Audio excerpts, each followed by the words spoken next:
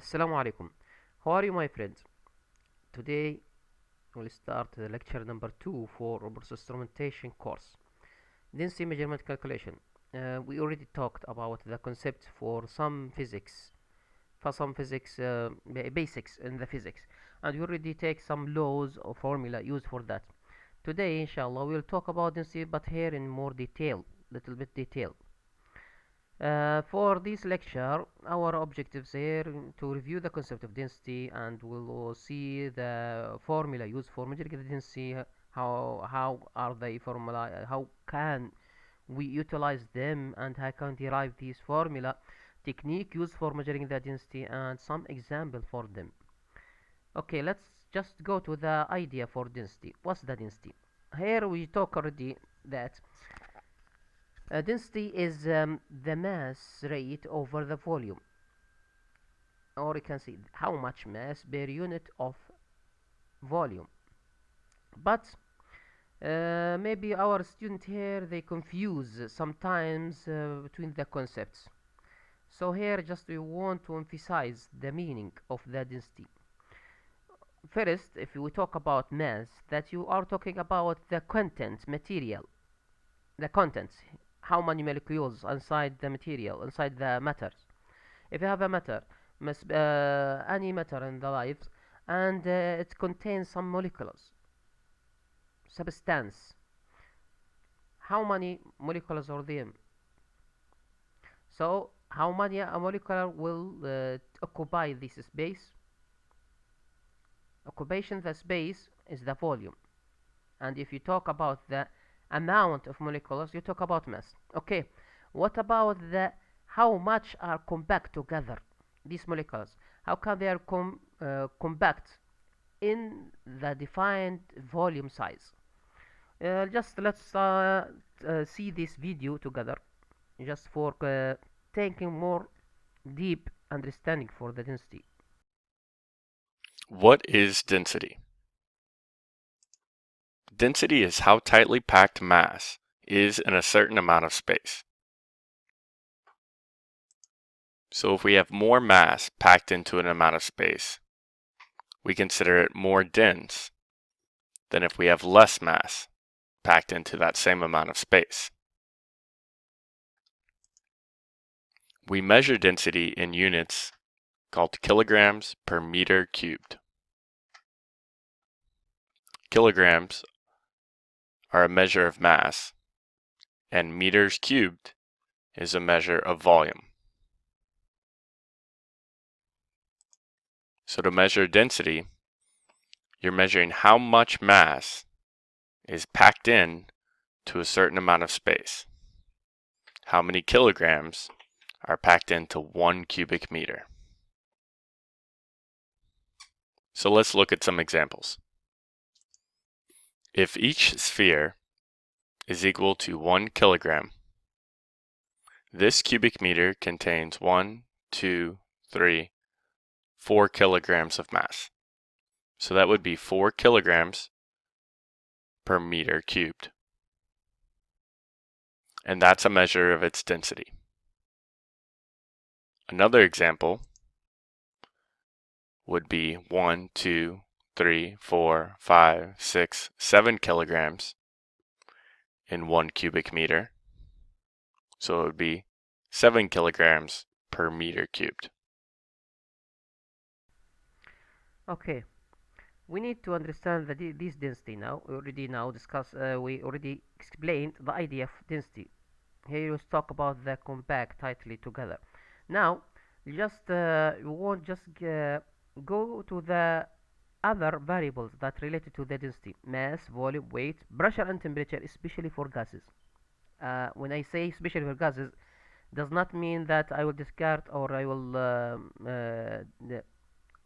will delete the liquids. No, also include the liquids and solids in the same time. But gases are the more affected strongly by the change in the temperature more than the liquid and solids. Okay, let's go to some formulas. Common formulas for the density, which is the famous one. They say that density and we say use the simple rho, which is equal mass over volume, and the unit here in SI system you call it kg over meter cube. Mass kg and the volume is meter cube. This is the formula for density. And if we multiply the density rho by J, which is the acceleration of gravity here, it can be rewritten again to give us this gamma. What is this gamma? It is the weight of the material over volume. And we remember that weight is a part, or it is a special type of forces which has acceleration related to the gravity of Earth. And this will give us the specific weight, and we use the symbol indicated as gamma. Specific weight is Newton per meter cube in SI system, and we know the weight is Newton, the volume is meter cube.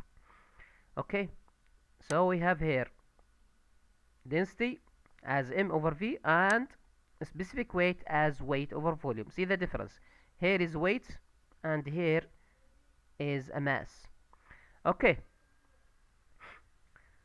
for the density by utilizing the hydrostatic pressure. We know the hydrostatic pressure, it is a pressure for the high effect or the height of the liquid inside the containers. Okay,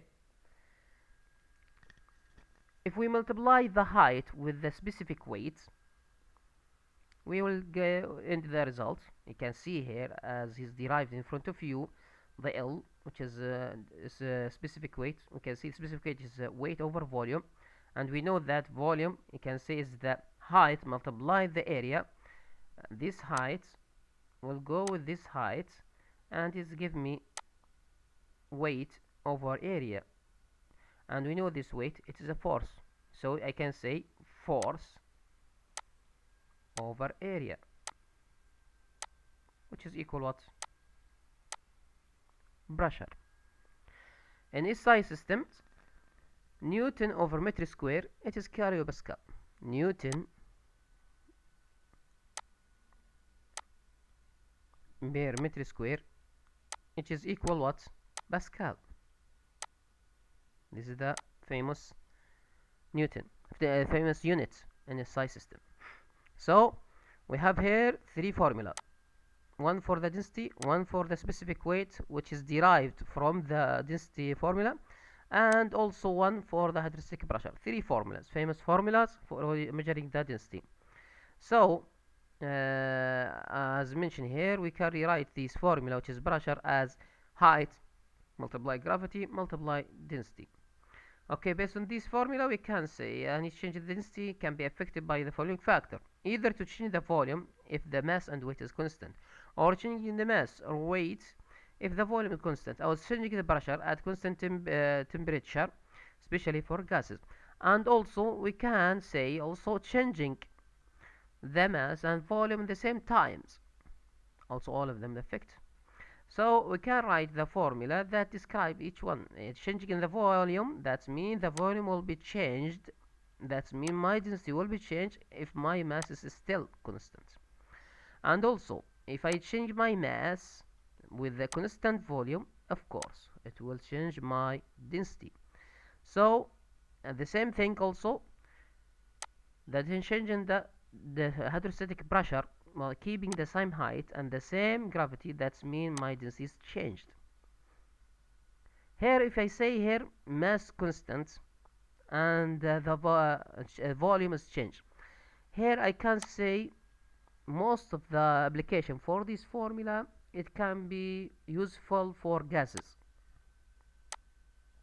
Can be useful for gases. Of course, we will not exclude the liquids and solids, but here I just here mention it is concentrated, the utilizing of this formula concentrate for gases most of the time, but does not mean we'll discard or ignore the liquid and solid. No, we will not ignore them, but normally is used for gases, and it can be applicable for the liquid and solids. Other formula, which is say changing the mass and fixing the volume. Here you have here a fixed volume, and we will see some application for this one. Of course, if the mass is changed and the volume does not change, that means my density is changed. If you increase the mass and the same volume, you don't change there is no effect in the volume size, that means my density is increased. Also the same thing for hydrostatic pressure. Increasing the pressure and fixing the length or the height with the gravity, that means the density is increased. All these factors affect and the density change. طيب. Now let's go to the buoyancy. Buoyancy force, which is a force generated from the fluid, which will push the object upside or opposite the gravity for any object that immerses inside it. So we have here three status of objects which are immersed in the fluid, in a fluid.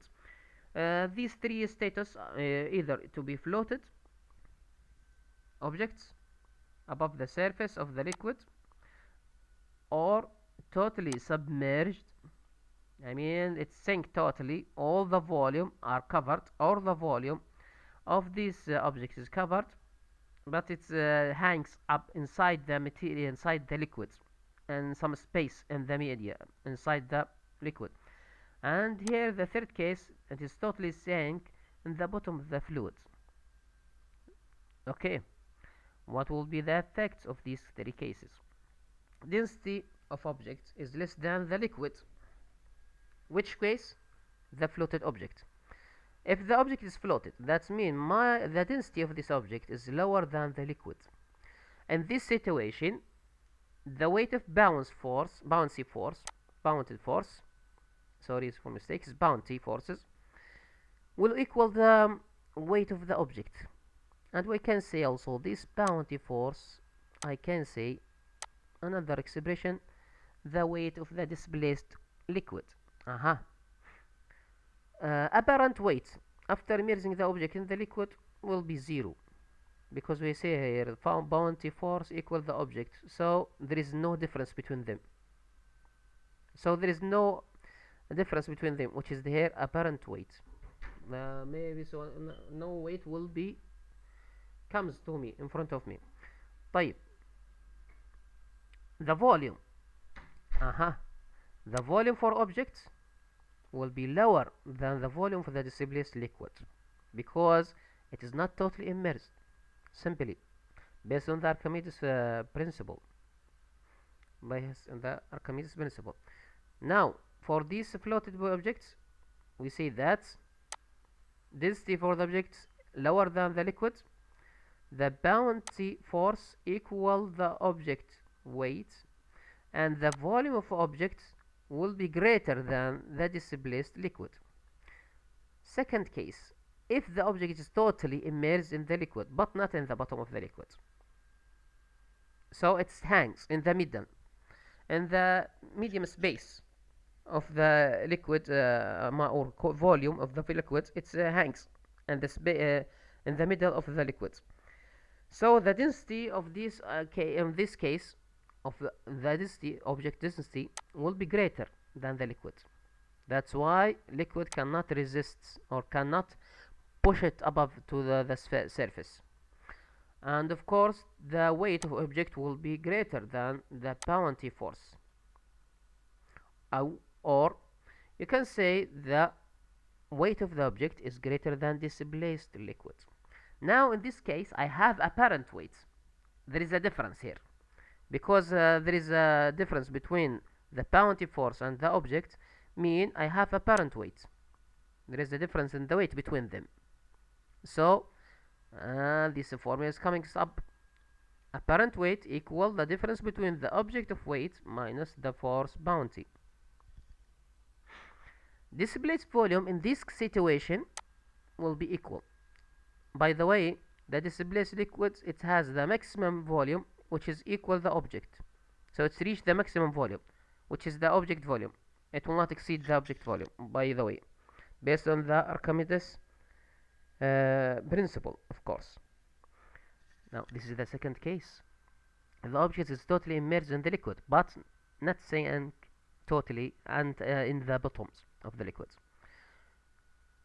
the density of the object greater than liquid, the bounty force lower than object, and there is a value for apparent weight, and the volume for the object equals the volume for displaced liquid in this situation.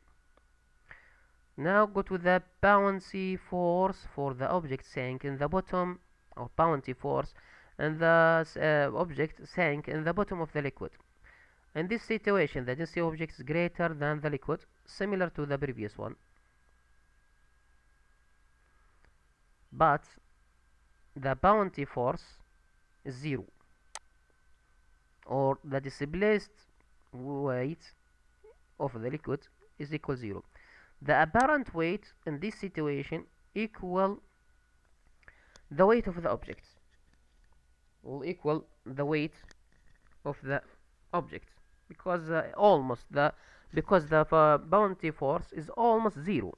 There is no change, there is no effect for the bounce in this situation. You can say it is a special case of the merged. You can say it is a special case of this one. So it is becomes like that one is very small comparing to the weight of object. That's leading me to say, okay, it is almost 0. So we neglect the value for this force in this situation. That gives me apparent weight equal the weight of object. Also, the volume the same idea. It reached the maximum. What is the maximum volume for the displaced liquid? It is the weight of the volume of the object. So density of the object greater than the liquid. Bounty force is almost 0.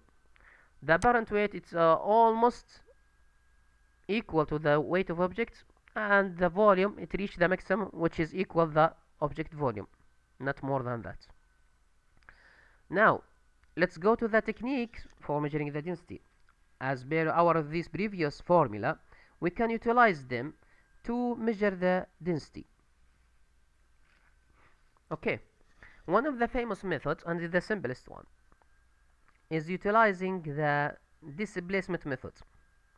What is the displacement method? I know a mass or device which has a known mass and known weight, and I will immerse it inside the liquid.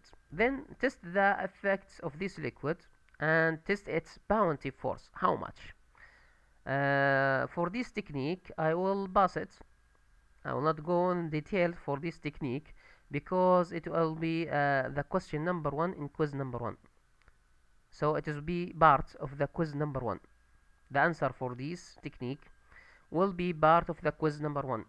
As see here, research for a device with a famous name used for measuring the density.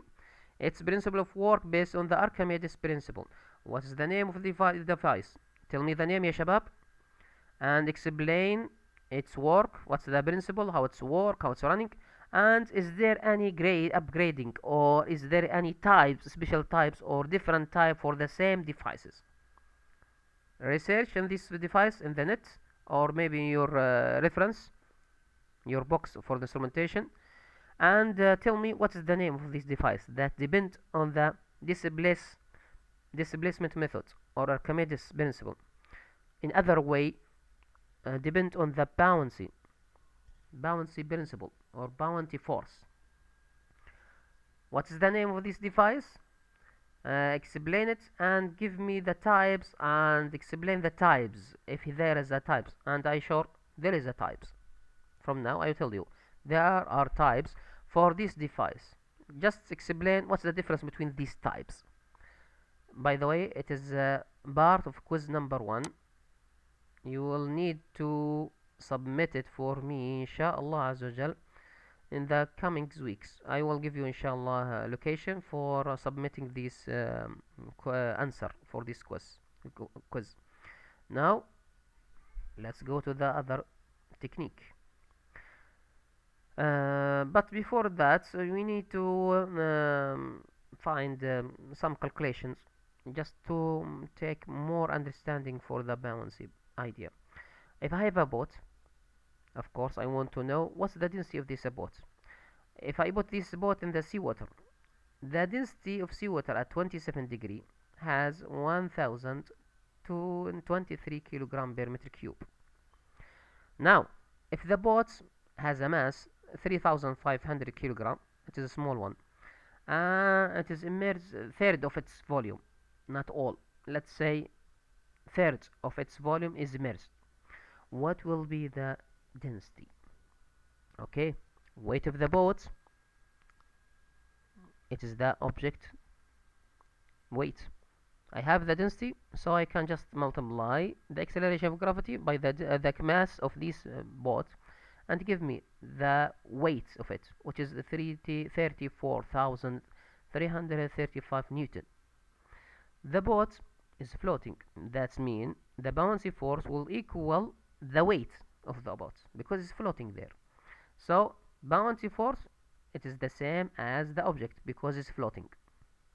So buoyancy force in this case is 34,335 newtons. No. And I can find the volume of the boat. I know the specific gravity or specific weight for the water. Just multiply the acceleration of gravity, multiply the density. I already know the density of water, multiply it with the acceleration of gravity, and we will find the displaced volume. And we know already the buoyancy force. So the displaced volume, after calculations, it gives me 3.421 meter cube. So it is giving me that the volume of boat equal 3 times volume of displaced, because he mentioned what? If the boat has 30,000 mass and it's mere third of its volume, that means the displaced volume will equal the 1 out of 3 of the total volume, and this total volume is the boat volume. It will be not more than the boat volume. So the volume of boat is 3 times the volume displaced in this situation, because it is the first case, which is floating object.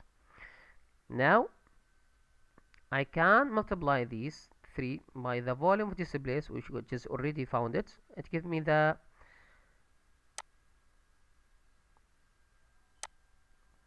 value for the boat volumes. So we can say the density of the boat, just divide the mass of the boat over what? Over its volume. 3,500 kilogram per 10.264 meter. It gives me the resultant one. So the density of boat is 341 kilogram per meter cube.